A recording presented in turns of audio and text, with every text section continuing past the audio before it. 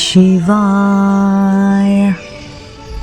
कर्पूरगौरं करुणावतारं संसारसारं भुजगेन्द्रहारं सदा वसन्तं हृदयारविन्दे भवन् भवानी सहितं नमामि। शिव भक्त की कहानी। ये कहानी सुनने के बाद दोस्तों आप अपने आंसू रोक नहीं पाएंगे। आइए शुरू करते हैं। दोस्तों कहानी शुरू करने से पहले मैं आप सभी से जानना चाहती हूँ कि आप भी शिव भक्त हैं। अगर हाँ तो आप मेरे चैनल आध्यात्मिक कहानियों को तुरंत से सब्सक्राइब कर लीजिए, क्योंकि ऐसी ही धार्मिक पौराणिक कहानी कथाएं हम अपने चैनल द्वारा आप तक पहुंचाते रहते हैं। चलिए कहानी सुनते हैं। एक अद्भुत कवि संत थे जिनका जन्म कर्नाटक में हुआ था। उनका नाम था दासी मैया। वह इतने अच्छे बुनकर थे कि उन्होंने एक बार बहुत महीन और बहुत सुंदर पगड़ी का कपड़ा बुनना शुरू किया। बुनते बुनते उनको पूरा 1 महीना लग गया। आखिर उन्होंने वह कपड़ा बुन ही लिया, और क्योंकि उनकी कमाई भी इससे ही होती थी, फिर एक दिन वह उसे बेचने के लिए बाजार में ले गए। वह कपड़ा इतना सुंदर था कि किसी ने भी उस कपड़े की कीमत नहीं पूछी। सभी को लगा कि ये तो बहुत महंगा होगा। फिर वह अपने कपड़े के साथ वापस आ रहे थे। बूढ़े आदमी का मिलना। रास्ते में उसे एक बूढ़ा आदमी बैठा मिला।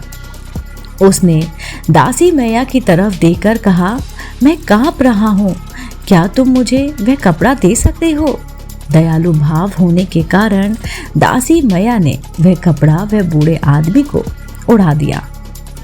उस आदमी ने वह कपड़ा खोला और उस कपड़े के कई टुकड़े कर दिए।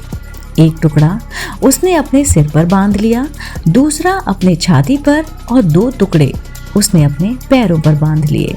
हाथों पर बांधकर वो बैठ गया। दासी मैया बस देखते रहे। अचानक से बूढ़ा आदमी जो वहां पर बैठा था और जिसने कपड़ा बांधा था, उसने पूछा, क्या कोई दिक्कत है? दासी मैया बोले, नहीं, बस यह कपड़ा बस आपका ही है, आप जो चाहे वह करो। फिर दासी मैया उस बूढ़े आदमी को अपने घर खाना खिलाने के लिए लेकर गए, लेकिन घर पर खाने के लिए कुछ नहीं था। अतिथि को देखकर उसकी पत्नी बोली, घर में इतना खाना भी नहीं है कि आप खा सकें, और आप एक मेहमान साथ में लेकर आ गए। दासी मैया फिर परेशान होकर कहा, चलो मेरा छोड़ो, घर में जो भी है, तिल फूल जो भी है वो बना कर ले आओ। तो फिर क्या था, अपने भक्त को ज्यादा दिए असमंजस में पड़ना नहीं देख पाए। वह बूढ़ा आदमी और कोई नहीं, भगवान शिव थे। वह दासी मैया की हालत देखकर अपने वास्तविक रूप में आ गए। फिर क्या था, फिर भगवान शिव एक मुट्ठी चावल उनके अनाज के बर्तन में डाल दिया। वह बर्तन अक्षय बनता गया और उसका कभी ना अंत होने वाला एक बर्तन बन गया। उस बर्तन में फिर कभी भी अनाज खत्म नहीं हुआ, यानी वह कभी खाली ही नहीं हुआ। दासी मैया और उसकी पत्नी ने उस बर्तन से बहुत से लोगों की मदद की, यानी बहुत से भूखों को खाना भी खिलाया और स्वयं भी उससे ही भोजन पकाया। यह था दासी मैया की कहानी। जी हाँ, उनकी भक्ति, कविताएं और उनकी अनुपस्थिति ने कई लोगों को रूपांतरित किया और कई लोगों की हृदय परिवर्तन भी किया। इस वजह से लोगों दासी मैया को देवरा दासी मियाँ कहने लगे। देवरा की भाव अर्थ यह है कि जो ईश्वर का है। भोलेनाथ को पहनने के लिए कुछ ज्यादा यातना करने की भी जरूरत नहीं पड़ी। बाबा तो बस प्रेम की डोर से खींचे चले आते हैं।